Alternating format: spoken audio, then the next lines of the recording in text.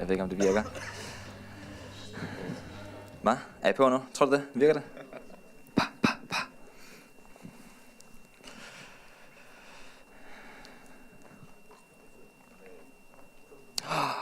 Countdown started.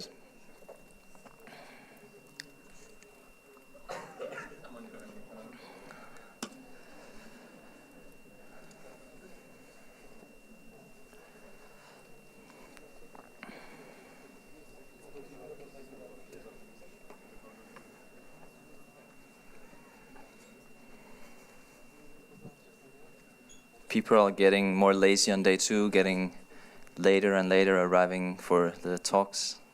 Get in, get in.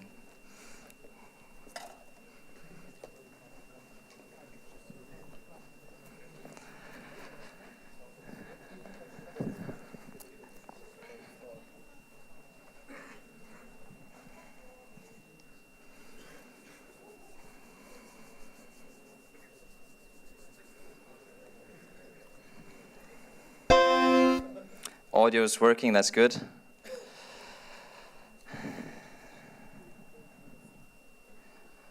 Just disabling stuff so I don't get any notifications from my mom or my dad when I'm here. Okay, so welcome everyone. I am Tobias Munk. I'm a part of a 2-person software studio in Copenhagen called Cable og Munk, or Cable and Munk. I'm here to talk about depth sensors in iOS and how their API look like. It's under the title Into the Deep. Okay, so I kind of want to start big, so you have to excuse me.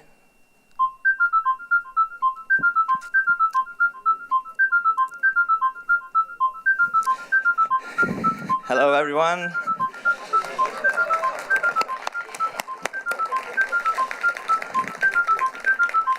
I was thinking about running all the way up to the back, but Paul said that I would just be exhausted and I wouldn't be able to speak afterwards, and I think he's right. Okay, everyone ready? Everyone is here. Oh, this is nice, then you can see me. Now you can see me. That's good. Let's get started. Oh, that's nice. Okay, so you can capture depth as a single frame photo on iOS, but in this talk, we'll be using live streamed data. Most things can be applied to both domains of the things that I'm going to cover here today. So let's just take a look at how it's done. Most parts of Apple's depth APIs are provided by AV Foundation. It's capturing data is iPhone only, but manipulation of the data can be done on the Mac and the Apple TV as well. Device support for depth sensing goes like this. If the iPhone has Face ID, the front camera can capture depth. If the iPhone has a dual camera on the back, then it supports depth there. The odd one out now is the iPhone XR. It has some support for depth on the back, even though it only has a single camera. How it actually works and what data it actually gives, we don't know yet because it hasn't shipped yet. So that's still up for testing when that arrives. Okay, so here we set up a discovery session. The discovery session will find the appropriate cameras on the iPhone that supports depth data. And the true depth one is for the front and the dual camera one is for the back. And as I mentioned, for this talk, we will use a media type of video and not still images. We can ask the session for devices that matches these requirements.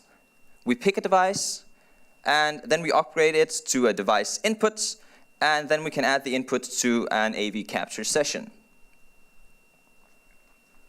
So we create a depth data output as well. We add it to the same session, and finally, we can assign the delegate. The delegate callback looks like this.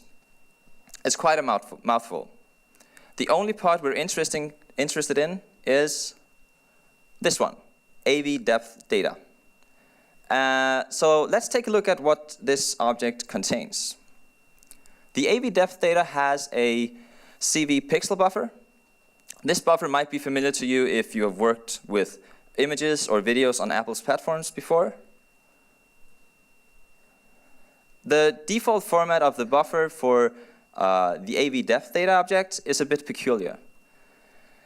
Here we convert it to a normal 32-bit float, and then when we're accessing the buffer, each pixel now contains a single value type that we can read in Swift out of the box.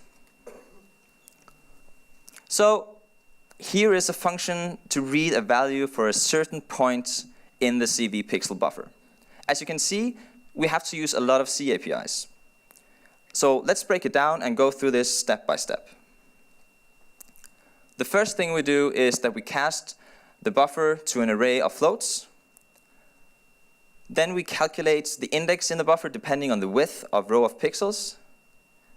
And we have to remember to lock the buffer before we're reading from it. And with this, we can now read a single value from the CV pixel buffer, as you can see here. But what does this pixel value actually represent?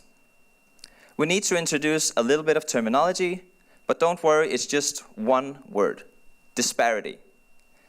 Disparity is the inverse of the distance. Fairly simple. A value higher than 1 equals a value equal to 1 equals 1 meter. If the values become bigger, it means that you're getting closer. And when you go to infinite distances, it approaches 0. It's very easy to get confused when you have data. Do you have disparity or do you have depth? So name things correctly when you work with it. I maybe should have called this talk Into Disparity as well. Doesn't sound as good, I think, so I just went with Into the Depth. So the confusion is complete. Demo time. Are you ready? Okay.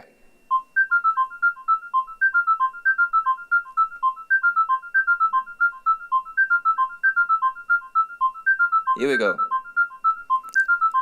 So this is the depth data live streaming from the front of the iPhone, and you can kind of see moving the hand closer, you get bigger values, and when you move it away, you get smaller values.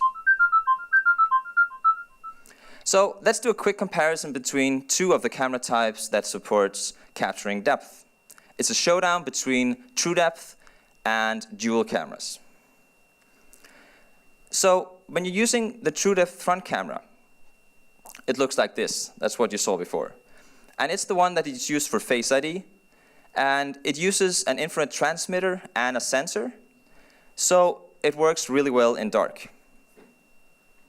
Now let's look at the back camera. Can you please turn on the light in the audience?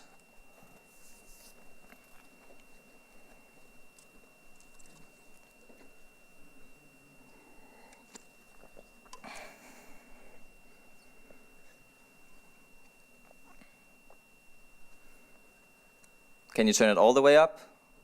Or is this it? Okay, so what you might see here, can Stefan maybe try to wave? Can we see that? Yeah. Yeah. Okay, so it's a little bit dark in here, and the back camera really has big troubles working in low lights.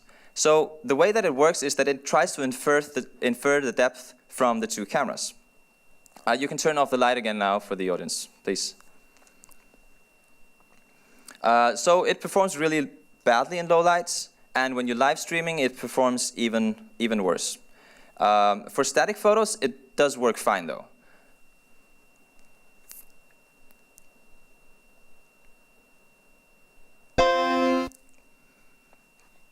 Okay, so depth capture has a fairly limited amount of settings.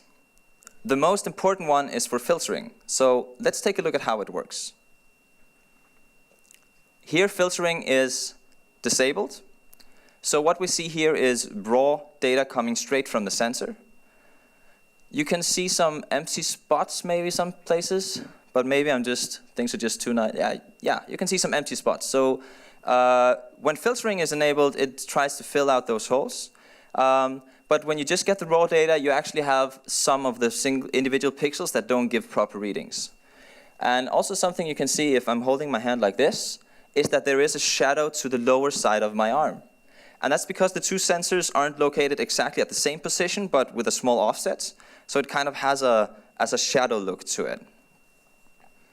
And when I'm moving my hand really close to the device, you can see that it breaks and it doesn't give any readings. So it works down to like 15 centimeters or something like that.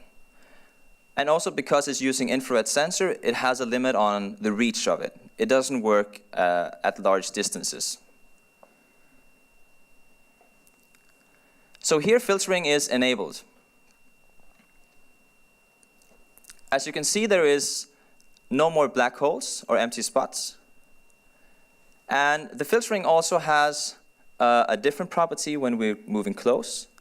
So instead of giving us empty values, it gives us 0 values. So we're losing information about what readings are valid and what readings are invalid. So you might want to roll your own filtering if you need to have different properties than this. There's also an issue with the filtering, and that is that some of the filtering is temporal. So sometimes, depending on the environment, it might have some artifacts. So sometimes you can see, I don't know if you can see it here today, but sometimes you can get readings that kind of transition slowly over time. So it's going from one value to another value much slower than the actual frame rate updates. So be worried, take a look at that if you're using it, and as I mentioned, roll your own filtering if that's what you need.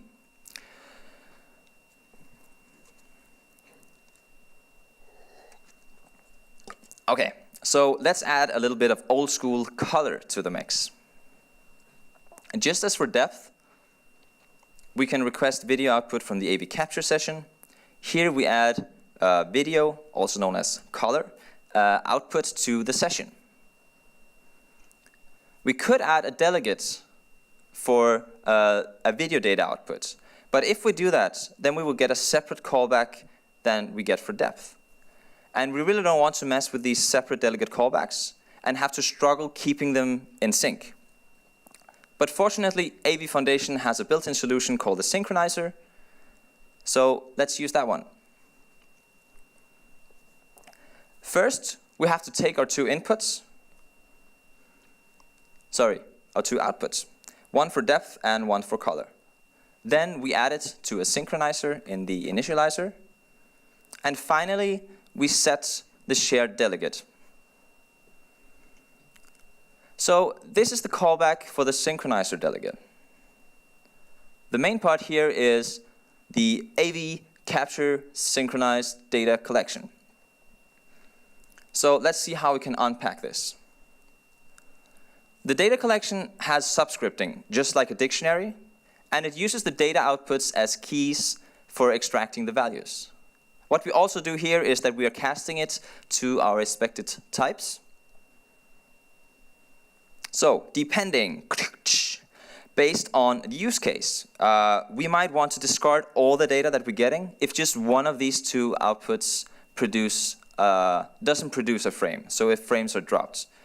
So this is very normal to use if you want to make sure that you aren't applying color on old depth data or the other way around. So despite some convoluted code for extracting out the values, we now finally have depth and video data perfectly aligned. So that's what you see here. So let's give the depth module a little break. It can heat up. It probably will heat up as much later, so it will give an alert. Be aware of that. Usually my phone doesn't blow up when I'm giving this talk, but you never know. Maybe these lights are a little bit warmer than normal. Actually, it's quite cold here. Who's with me? It's actually a bit cold in this room, right? Who thinks so? Some people? Oh, it's like 99% of the people in here.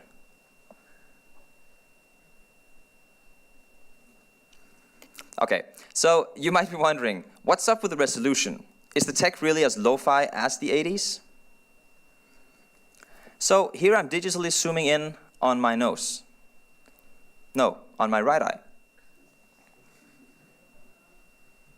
So this doesn't show the full extent. So as I just kind of accidentally mentioned, let's zoom in on my nose. It's kind of this thing where you're like, I'm in front of a big group of people. Let's do something a little bit more embarrassing. So now we'll zoom in on my nose instead.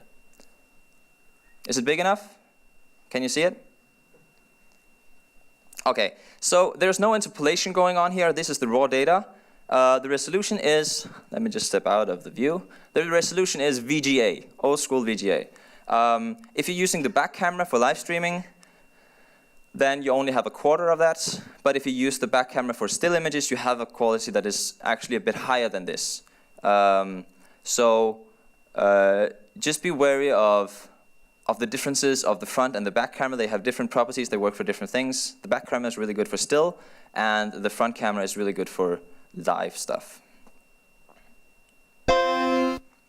Okay, so before we're going deeper into the depth data itself, let's have a look at a high-level API that uses the depth sensor. Introducing ARKit. It's iOS only.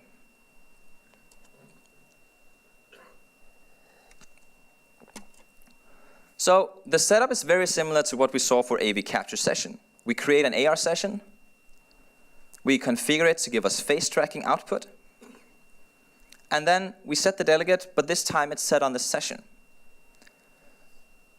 What we're doing here works for true depth camera on Face ID capable devices only.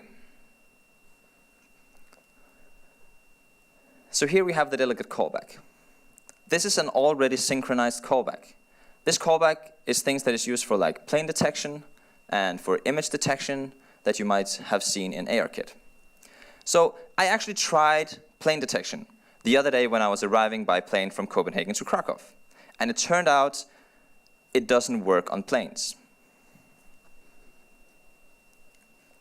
So the main part of this callback are the anchors. It's vaguely typed arrays of AR anchors, and as I mentioned, they're all synchronized.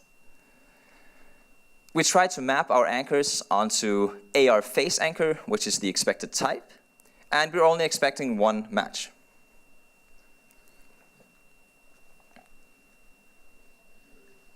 You can see me? That's good. So what I'm rendering here is a geometry property on the anchor. I'm not doing anything particularly special here. I'm just taking the geometry property and rendering it in a 3D scene. So all the animations and all the changes and everything that's happening here is all given for free in the SDK. It's a simplified version of your face. It's kind of like a simple mesh, but it does adapt to your face shape.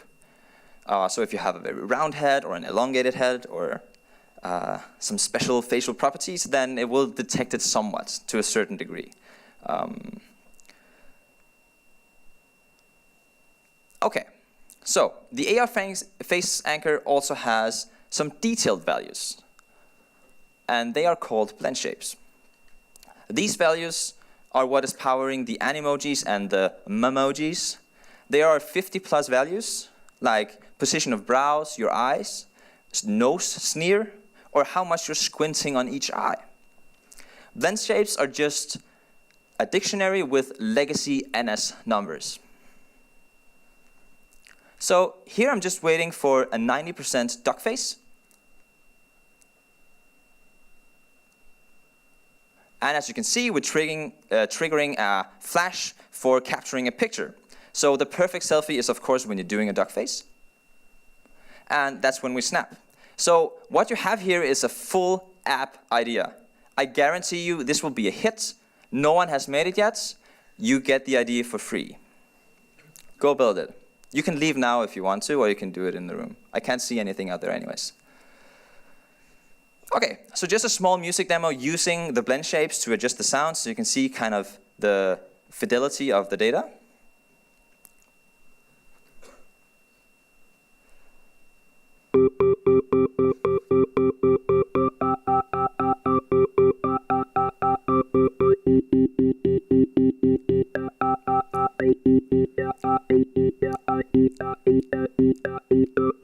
Yeah, that's stupid, right? Okay, so new in iOS 12, there are some updates to what you can do with AR face anchors.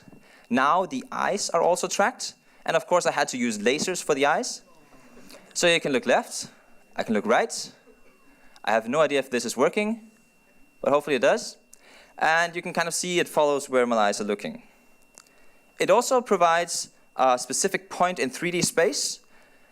So it tries to detect what it is that I'm... Alert time. It's trying to detect what I'm looking at.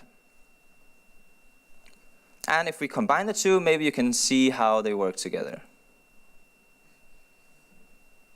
Stupid, right? So my 3D math skills aren't the best, but I saw someone doing a demo of this, of how to use like what you're looking at thing to actually control the UI on your phone. Because you actually have your face's position relative to the device, and you also know where your eyes are looking relative to your face. So you can kind of infer where you're looking on the screen. So it's a quite interesting technology, actually. It was a guy called Matt Moss that did that. Okay, so just before we continue to the next thing, system temperature alerts.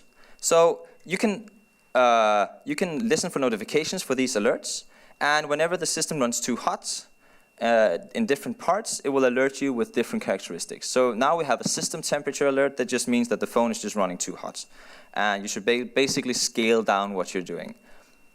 This is really important because AV Foundation is has something built in automatically where it's auto-throttling. You can set it so it doesn't do it if you want to build your own throttling. But no matter what you're doing with these API, I highly recommend you to use listening for these notifications, so at least that you can show something to the user. Because the frame rate, if it's dropping to half of it and the user doesn't know why, they might be a bit annoyed by the change. But if at least you can show them that you know that the frame rate is changing and it's because the phone is running hot, notify the user about it. Okay, so let's get back to some more codey parts.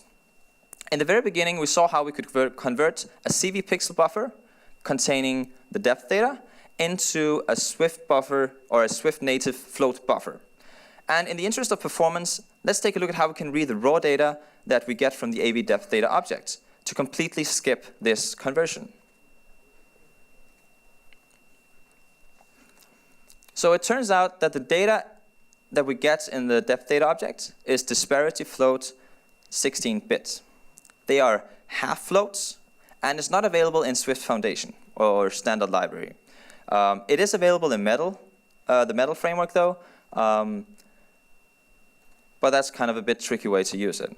So it's 16-bit instead of 32-bit that we're used to for floats, or 64 bits as we used to for doubles. We could make a small extension so that we can use the half float in the following examples. So to convert one way, we're going to use the first extension here. And for going the other way, we have to use the second one. The first one contains magic, and of course, the second one contains reverse magic. And you're thinking, man, I really wanted to see some magic. Well, here you go. This is the magic.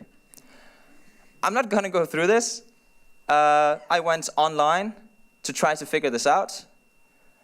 I don't know if it works well, but it does work-ish. It's basically some bit shifting and some bit masking, and then some calculations for the exponent and significant and other stuff.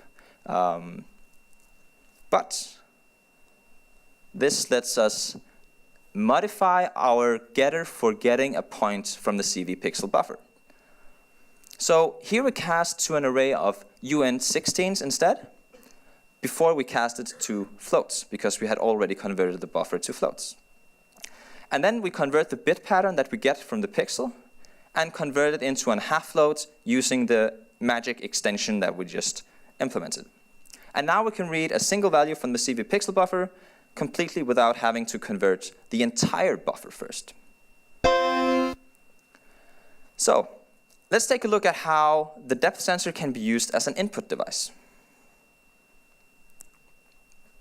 Here we calculate a point for the left and the right hand each, basically like two center points in each half of the frame. We use the get function that we implemented on the buffer. And let's change the note of an instrument when the left hand is close to the device. And similarly, we change the filter characteristic depending on the distance of the right hand.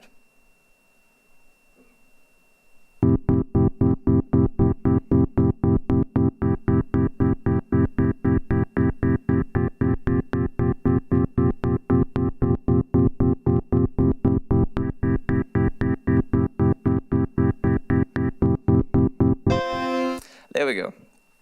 Okay, so a typical first step for using depth data would be to normalize it. Either for a preview, where you want to show the full range of the data, where it doesn't clip, but still shows as high contrast as possible, or for whatever your next processing step might be working on the data.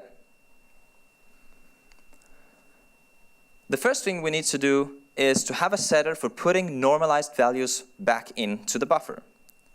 This is very similar to what we have done for the getter, where what we did was we did a bunch of conversions, we calculated the index based on the width of the buffer, and we had to remember to lock the buffer when reading from it. The main difference is here we use the half-float API we just created to create a valid bit pattern from a floating value, and then we store that bit pattern back into the buffer in the correct position. Another thing we need to be able to normalize the data is minimum and maximum values. We find those by looping over all the pixels, and then here we wrap it in a min-max function on CV pixel buffer. So now we're ready to create a normalize function. First, we get the minimum and maximum values using the function that we just implemented. From those values, we calculate the full range of all the values. And then we loop over all the pixels, read out the current value for that point, calculate a normalized value, and finally, we write the new value back into the buffer. So before I enable normalization, you can see here how things that are closer than 1 meter are just white. And so there's no difference between the kind of the visualization of the depth for my hand and for my face. But if I do enable normalization, you can see that when I'm moving my hand closer, my face becomes more and more gray because relative to the entire range of data that comes back from the sensor, my face is more in the middle of the data suddenly. You might see some dropped frames here. It definitely doesn't run at 60 frames per second. This is a very low-level way of working with depth data. So let's take a look at a higher-level framework that might be able to improve performance. So if we just don't read the raw data and let core image do that, and we also let core image perform the normalization. Core image is something that uses the GPU. So often it's more performant, at least its performance characteristics are a bit different, so it uses the GPU more and the CPU less. And core image works quite well with depth data because it knows how to read half-floats. So even though half-floats aren't available in the Swift standard library, internally core image knows how to work with it because it's backed by metal. So core image is available on the 3 performant Apple platforms. It's definitely one of my favorite frameworks to work with. It's really powerful. A CI image can be initialized directly from a CV pixel buffer. The CI image actually just wraps the buffer, so the initialization is super quick. As before, we need to find min and maximum values. And here we can use a core image filter called CI area min max red. And the output of this filter produces a 1x1 pixel image. This filter is nicely not documented by Apple. So if you need this, now is the time to pay attention in this talk. So we render the output of the area min-max image to an array using a CI context. So notice how the format here is RGH on the second last line. This means that it contains a red and a green value, and that both of them are in half floats. The first value, red, means minimum, and the second value, green, means maximum. So finally, we can use a CI color matrix filter to perform the actual normalization using the min-max values we just found. The math is somewhat similar to what we saw before. It is just adjusted to work with the way that the API for the CI color matrix works. So in the end, the math is the same. It's just a little bit of different ways to get to the endpoint.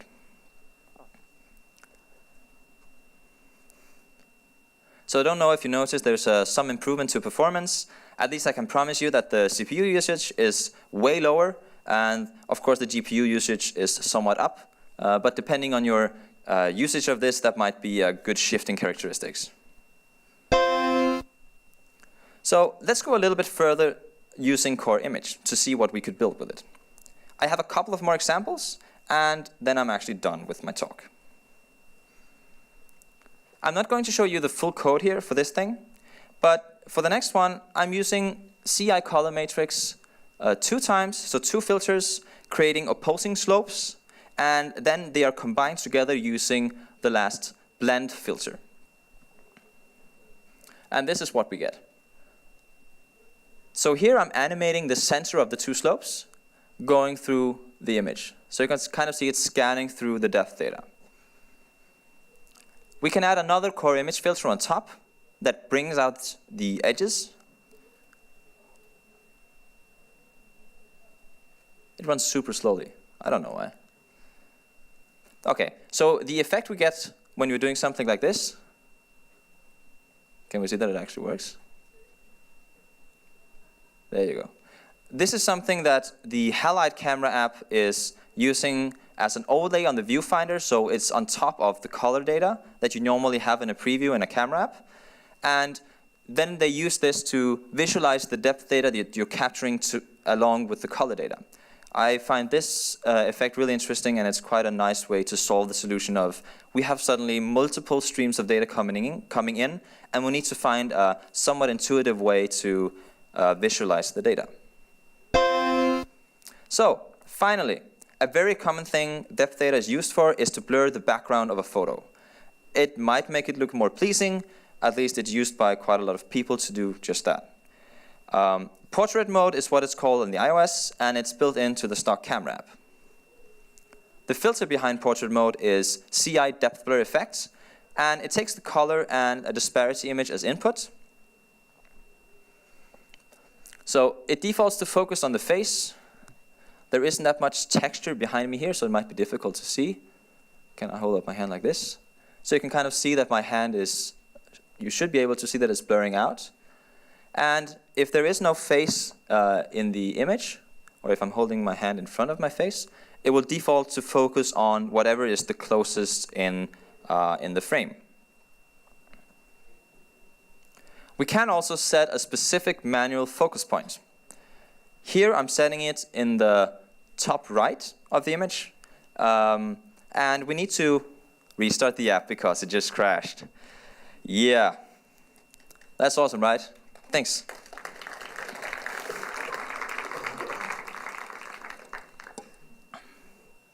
It's also just a little bit hot. Okay, so it didn't work. I'll just try again. And there we go. Okay. So here now the focus is set to the top right, I think. Or is it to the top left? This is the coordination skills in my brain is at 800 CPU%. Okay, so the focus point is up here, and if I'm moving my hand back to like a level similar to my face, then you can see my face is in focus again. And I should say that when you're enabling the specific focus, it completely disables any face detection and any automatic behavior that we saw before. Okay, so the CI depth blur effect has a key that you can use to set to change the blurriness of the background. It's called aperture because it's mimicking DSLR camera lingo. Here it is set to 22. Again, the texture behind me might not be that easy to kind of see what's going on. If I'm moving really close, maybe you can see that my hand is just blurring a little bit, but it's not that much. So there's an inverse relationship between the blurriness and the aperture value. So here we're going completely to the opposite end of the spectrum, and it gives much shallower depth of field. I don't know if you can see it. Like basically my upper body is also completely blurred out now. Okay, that's what I have for you today. Some references. Tutorials and guides online is always a huge help. I want to give a special thanks to Simon Gladman, Ray Vendelich, and to Dragos Holvan. Also, the Halide camera app is really awesome. If you want to work with depth data and you don't want to get into code, use the app, take a picture with depth data, and then you can export the depth maps from there, and then you can work with it in Photoshop or another photo editor of your choice. I made an app called Slør, which lets you edit portrait mode photos, just like the new iPhones can do as well. It does have a little bit more advanced features to it. If you're interested, you can ping me for a promo code for the app. And the Mac sounds I used in this talk is from pingy.com. Thank you.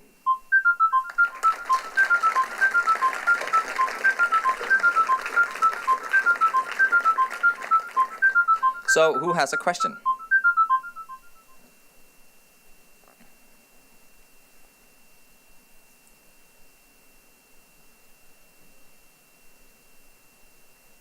No question? That's fine. I will be outside, just outside here in the QA area afterwards, so come talk to me if you have any questions that are more suitable for that kind of setup.